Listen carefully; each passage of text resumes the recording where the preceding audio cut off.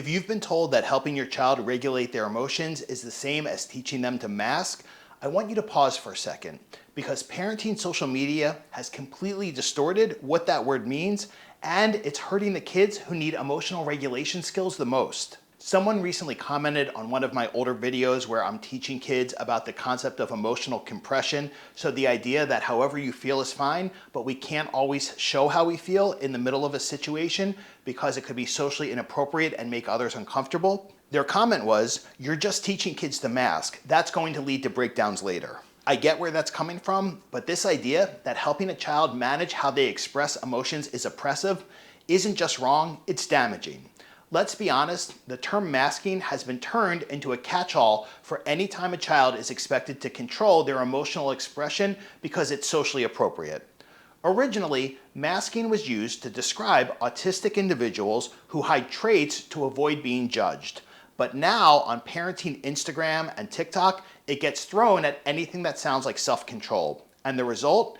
Parents are being told that teaching emotional regulation is the same as asking their child to suppress who they are. That if a child learns not to scream when they're frustrated or not to lash out when things don't go their way, they're being taught to mask. That kind of thinking is not empowering, it's disempowering. Here's what emotional regulation actually means. It means helping your child notice what they're feeling, tolerate distress, and choosing how to respond. It's not about pretending they don't feel something, it's about learning how to function when they do. If you teach your child to listen to one of their friend's stories, even if they're not super interested, because their friend does the same for them, that's not masking, that's being courteous. That's being a good friend. But if we teach our kids that anytime they adjust their behavior for someone else, they're being forced to hide who they are, we're setting them up to struggle socially.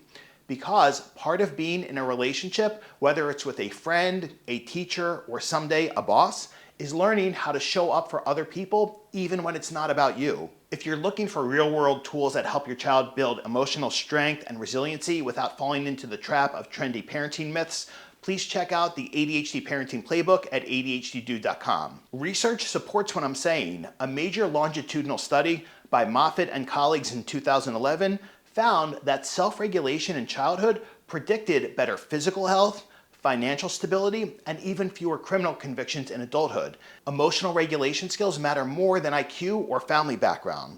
So when we act like emotional regulation is harmful or oppressive, we're ignoring the data that shows it's one of the most protective things we can teach our kids. Let's not confuse emotional regulation with emotional suppression. Teaching your child to manage their emotions isn't silencing them, it's equipping them. And I'll say this plainly. Masking is real, but not every expectation to behave appropriately is masking. Helping kids function isn't oppression, it's preparation. Tired of advice that sounds good online but falls apart in real life? Go to adhddude.com. You'll find tools that actually help. Thanks for watching.